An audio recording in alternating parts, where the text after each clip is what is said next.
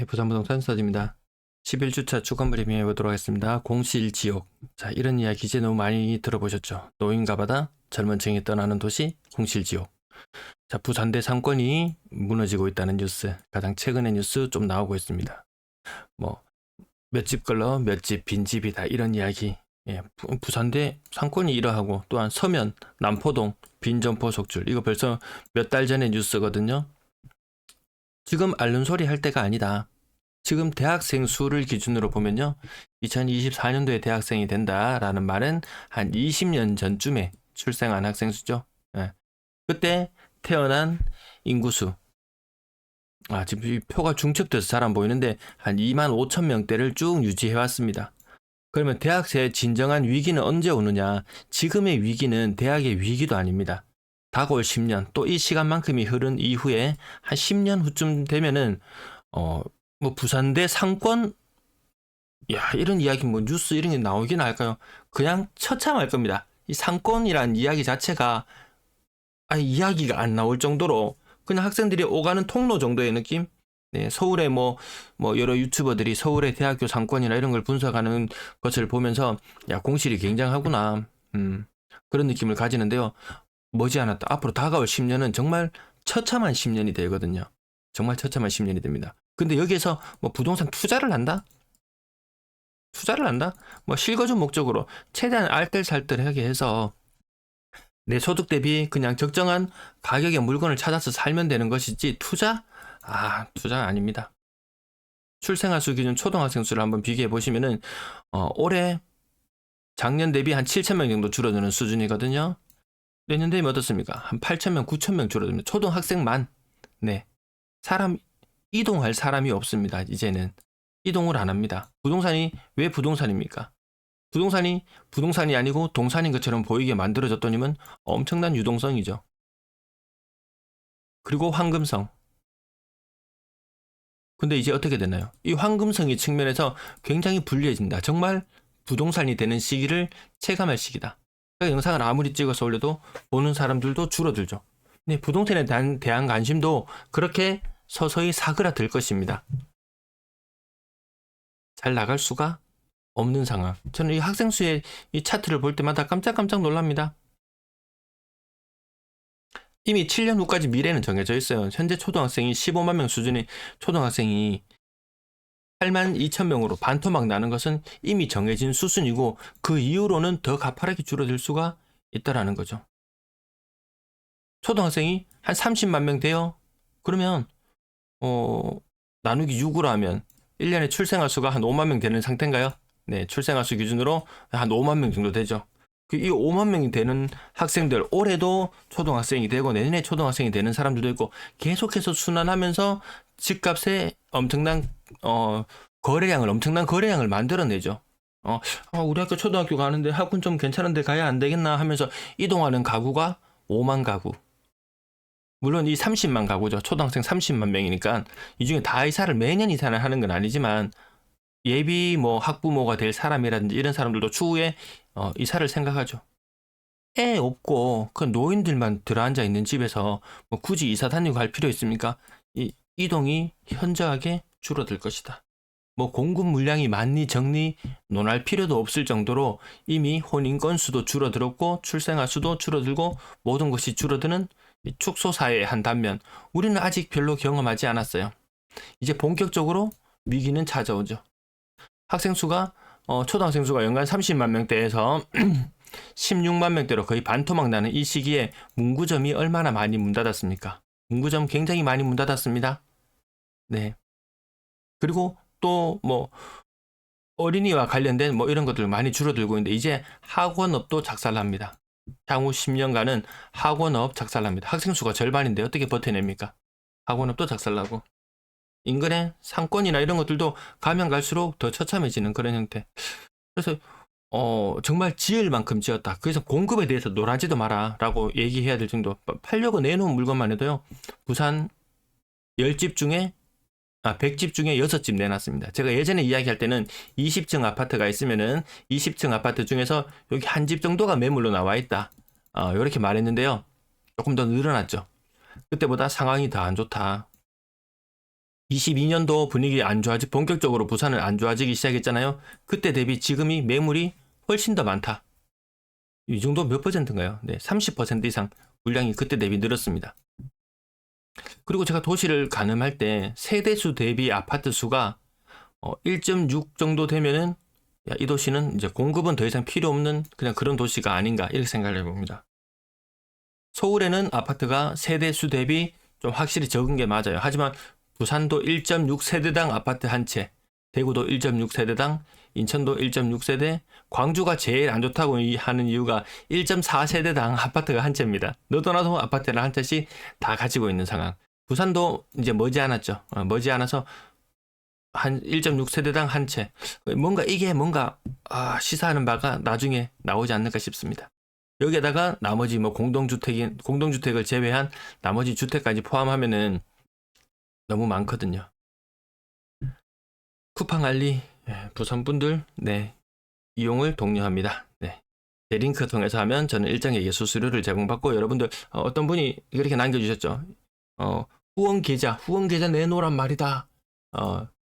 제가 다시 한번 확인해 봐야 되겠습니다. 후원 계좌 내놓으라고 어떤 분이 말씀을 하셨던데 제가 댓글은 확인은 나오는데 저도 시간이 좀 부족해서 매번 댓글을 다 달아드리지는 못하고 있습니다. 조금만 쌓여도 이게 너무 많이 걸리거든요. 댓글에 보니까 어느 분이 글을 지우셨나? 후원 계좌를 알려주세요. 이렇게 하니까 따봉 표시도 4개가 있고 이렇던데요. 직접적인 후원 받는 것도 좀 부담스럽고 그래서 간접적인 후원 해주셔도 충분히 저에게는 지원이 됩니다. 알게 모르게 익명의 지원자들이 이렇게 쿠팡이나 알리를 이용해주고 계십니다. 표시는 안 나고 보람되지 않을 수도 있습니다. 하지만 저에게는 큰 힘이 되고 있습니다. 매수 의지수 제가 60 뚫고 올라가야 의미가 있다고 말씀드리는데 부산은 10.3, 대구는 처참해졌습니다. 7.3. 그나마 잘 나간다고 했던 대전도 볼품 없어졌습니다. 울산 한 번씩 치고 올라가려고 하지만 울산 힘을 못 쓰고 있습니다. 조금 더 확대해놓고 봐도 부산은 바닥을 기고 있고 그나마 울산 잘 나가는 것처럼 조금 괜찮아 보이는 곳, 처참한 곳. 그러니까 이렇게 나눈다면 울산은 조금 괜찮아 보이는 곳, 부산은 처참한 곳. 갈 길이 굉장히 멉니다. 이거 살려낼 수가 없다. 이 매수의지수 산출하는 게 매수세의 매도세잖아요. 매도 물량이 나날이 늘어나는 가운데 분위기를 결코 살리는 게 쉽지 않다. 지난주 부산 마이너스 0.01, 울산 마이너스 0.03. 이번 주 낙폭은 조금 줄어들었어요. 하지만 세종시와 대구는 낙폭이 조금 더 커졌습니다. 신고가는 별로 의미는 없지만 계속 보여드리고 있고요. 거래량이 근래 들어서 좀 살아나는 모습 보입니다. 신생아 특례에 대한 발표가 나오고 있지 않고요. 지난주에 거래량 굉장했었습니다. 부산, 울산 어느 지역 할 것 없이 굉장했었습니다. 왜 굉장했냐? 그 이유는 알려드렸죠. 그 전에 거래가 누락된 것들이 신고되면서 거래량이 굉장히 보였습니다. 자, 여기 파인 우물 부분을 메꾸고 나면은 지금의 거래량 수준, 부산 기준으로 거의 한 500건 정도 되는 거래량이라고 치더라도 작년의 힘보다는 못하다는 거 느껴지실 거예요. 근데 한 주씩 누락되었던 것들이 막 이렇게 합산이 되면서 거래량이 굉장한 것처럼 보일 수도 있지만 그렇지 않다. 부산은 거래량 다 해봐야 2,000건 수준인데 별로 의미 있어 보이지는 않죠. 아무튼 주간 거래량 수준을 봤을 때는 확 줄어들었다가 폭발적으로 늘어나는 것처럼 보여서 대단해요 라고 이야기할 수도 있겠지만 그 정도까지는 아니다. 다른 지역들 마찬가지. 울산은 거래량 선방하는 편이고요. 매매 거래량 2월의 거래량을 예상해 보면은 주간 기준으로 많이 정리하지만 2월 예상치 부산 1,800건 수준, 1,850건 수준, 울산은 940건 수준. 한창 때 1,000건을 넘어갔을 때 이 덩어리보다는 거래량이 좀 적죠. 작년에 정책자금 60조 투입될 때, 올해 정책자금 30조 투입될 때 거래량이 같을 수가 없다. 오히려 거래량은 더 줄어들 걸로 본다. 그럼 내년 되면 괜찮아지겠지. 내후년 되면 괜찮아지겠지. 출생아 수가 그때하고 레벨이 달라요. 결혼 건수가 그때하고 레벨이 달라요. 초등학생 수가 그때하고 레벨이 달라요. 그러면 2년 3년 지나고 나면 더 상황은 나아지지 않겠나. 그때 되면 중학생 수도 줄어들고 학생 수가 총체적으로 다 줄어듭니다. 이동할 필요 없는 노인들의 도시, 그 자리에서 그냥 건강만 지키고 있어도 되는 그런 도시. 인구 1000만으로 했을 때 매매 거래량 부산 지역 최악이네요. 울산도 거래량은 인구수 대비로 해서 많지는 않죠. 이 부산이 그럼 꼴찌입니다. 꼴찌. 거래가 가장 안 되는 곳. 하지만 전세 거래는 제법 된다. 야, 전세 살 결심을 했나요? 부산 분들은 전세는 살아준다. 하지만 매매에는 동참하지 않겠다. 그렇다고 전세 인구 1000만으로 환산했을 때 비율이 그렇게 높냐? 또 그것도 아닌 것 같고요. 임대 매물 숨겨져 있다고 계속 말씀드리죠.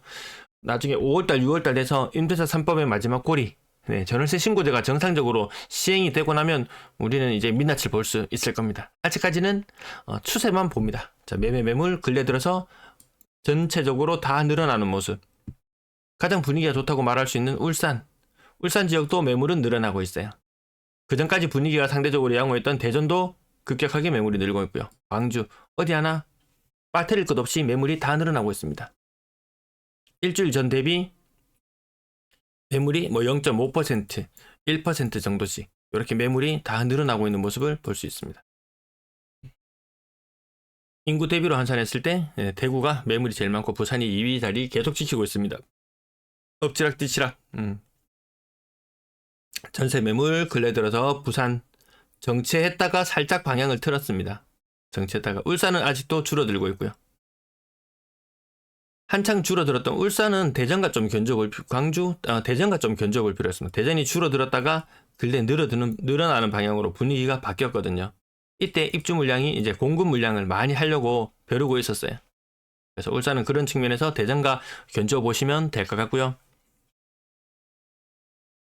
전세 매물 이 기울기 2022년부터 기울기 측면에서 부산이 대구보다 매물이 더 많이 늘어나 있습니다. 이게 늘어났다 줄어드는 이런 착시 효과는 생길 수 있지만 조금만 긴 흐름으로 보시면 자 부산은 9,000건에서 12,000건, 대구는 7,000건에서 10,000건 이렇게 바뀌었으니까 부산이 조금 더 많이 늘어나 있죠. 근래 들어서 분위기 바뀌는 게 이런 포인트들을 잘 짚어둘 필요가 있습니다. 이런 포인트들을 분위기가 전환되려고 하는구나.